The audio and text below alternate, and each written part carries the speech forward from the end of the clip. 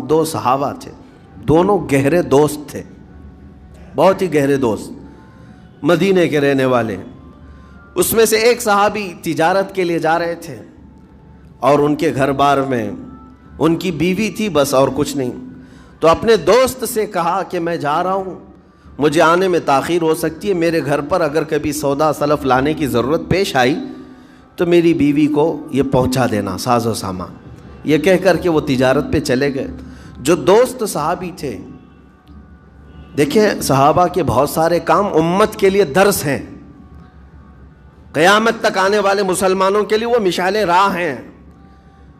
تو وہ جو دوست صحابی تھے سودا سلف لے کر کے گھر جایا کرتے تھے اپنے دوست کی بیوی کو پہنچانے کے لیے۔ ایک دن ایسا ہوا کہ شیطان نے ورغلایا اور سودا سلف سامان لے کر گھر گئے۔ ان کی خاتون باہر آئی دوست کی، انہوں نے اس خاتون کا صرف ہاتھ پکڑ لیا، ہاتھ پکڑ لیا، اور وہ عورت چونکہ مدینے کی رہنے والی صحابیہ ہیں، اپنا ہاتھ تو چھڑا لیا لیکن وہ چیخ مار کر رونے لگی کہ جس پر میرے شوہر نے سب سے زیادہ اعتماد کیا، تم تو جگری دوست بھائی کی طرح تھے، ہاتھ کیسے بڑھا دیا؟ تو اس صحابی کو فوراً احساس ہو گیا کہ میں بہت بڑی خطا کر گیا، میرے بھائی اور میرے دوست کی امانت میں نے خیانت کر دیا، اس نے مجھ پر بھروسہ کیا تھا اور اس کی بیوی کا میں نے ہاتھ پکڑ لیا۔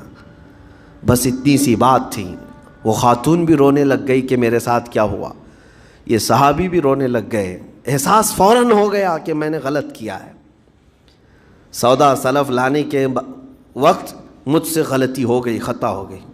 اب اس خطا کی وجہ سے وہ کرتے کیا؟ ان کو تو ڈر یہ تھا کہ میں اپنے دوست کو منہ دکھانے کے بھی قابل نہیں، اور نہ ہی میں یہ چیز کسی کے سامنے ذکر کر سکتا ہوں، کیا کروں؟ تو مدینہ چھوڑ کر کے چلے گئے پہاڑیوں میں، اور بغیر کھانا پانی سب کچھ بھی نہیں تھا، پہاڑیوں کے بیچوں بیچ رہنے لگے، اور صرف روتے تھے اور گر جاتے تھے، اور کمزوری آ گئی جسم میں، اٹھنے پھرنے کی بھی طاقت نہیں تھی۔ اب وہ دوست ان کے صحابی تجارت سے واپس آئے، گھر میں آتے ہی ان کی خاتون نے بتا دیا کیا معاملہ پیش آیا۔ وہ بہت جلال میں آئے اور کہا کہ میرا دل ٹوٹ گیا، آج میری کمر ٹوٹ گئی، جس کے ساتھ ہم نے پوری زندگی بتائی آج اس نے میری عورت کے ساتھ ایسا کیسے کیا؟ بہرحال انسان ہے، خطا ہوتی ہے، انسان ہے، بھولنا اور خطا کرنا اس کی عادت ہے۔ اب ان کو دل میں تو بہت تکلیف ہوئی، کروں کیا؟ لیکن وہ صحابی تھے، انہوں نے کہا یہ معاملہ سیدھے حضور پاک کی بارگاہ میں رکھتا ہوں، کہا کہ میں سزا دوں گا یا پھر جو ہے ان کے لیے جو قرار واقعی چیز ہوگی وہ دلا کر رہوں گا۔ بارگاہ مصطفیٰ صلی اللہ تعالیٰ علیہ وسلم میں تشریف لائے، عرض کیا کہ آقا ایسا ایسا ہو گیا، میرے معتمد ساتھی نے میرے گھر میں ایسا معاملہ کر دیا۔ نبی پاک صلی اللہ تعالیٰ علیہ وسلم غمگین ہو گئے کہ ان دونوں کے درمیان ایسا کیسے ہو گیا۔ پھر تھوڑی دیر کے بعد رحمت عالم صلی اللہ علیہ وسلم جو غیب دان نبی ہیں، ہر چیز کو جانتے بلکہ اپنے امتیوں کے احوال سے باخبر رسول ہیں، نبی پاک صلی اللہ تعالیٰ علیہ وسلم اپنے اس غریب صحابی کے حالات معلوم کیے، پتہ چلا کہ وہ تو گھر بھی چھوڑ دیا، مدینے بھی چھوڑ دیا، پہاڑیوں میں جا کر کے پناہ لے کر کے اکیلا تنہا رہ رہا ہے۔ اللہ کے نبی صلی اللہ تعالیٰ علیہ وسلم اپنے اس غریب امتی صحابی کے حالات معلوم کرنے کے بعد اللہ کریم کی بارگاہ میں عرض کرتے ہیں کہ مولا تو فیصلہ سنا دے۔ اللہ تعالیٰ نے آیت نازل فرمائی، جو آیت میں نے آج آپ کے سامنے تلاوت کیا۔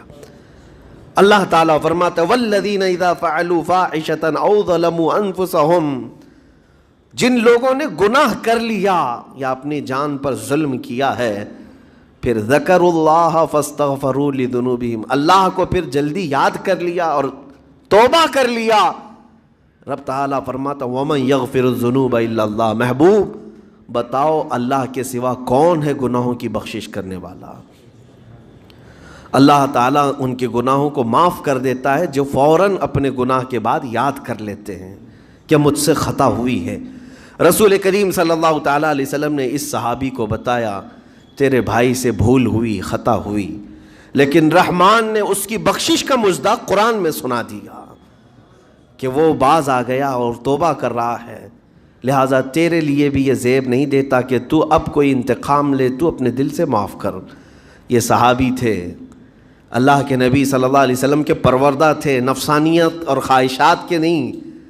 یہ فوراً گئے اور اپنے اس جگری دوست کو، اپنے اس بھائی کو ڈھونڈتے ہوئے پہاڑیوں کے بیچوں بیچ جا کر کے دیکھا، ان کی حالت بہت خستہ تھی، کمزور ہو گئے تھے اور روتے روتے اتنا تھک گئے تھے، نہ کھانا ہے نہ پانی ہے، بس یہ کہ ان سے خطا کیا ہوئی تھی، اپنے دوست کی عورت کا ہاتھ پکڑ لیا تھا، بس میرے عزیزو اس سے بڑا نہیں۔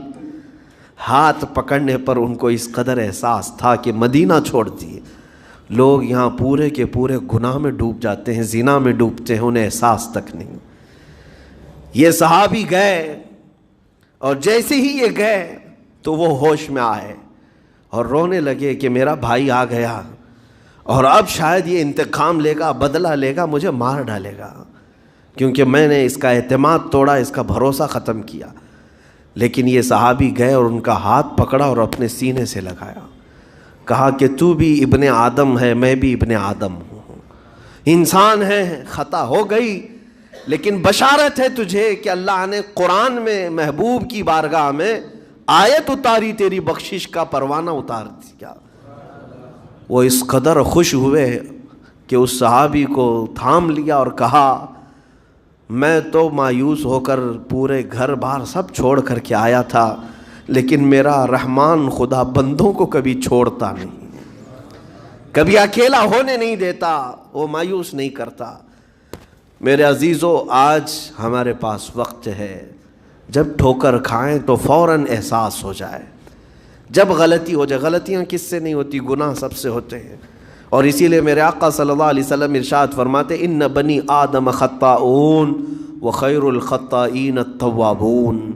آدم کی ساری اولاد خطا کرتی ہے، یعنی آدمی سب خطا کرتے ہیں، لیکن بہترین خطا کرنے والا وہ ہے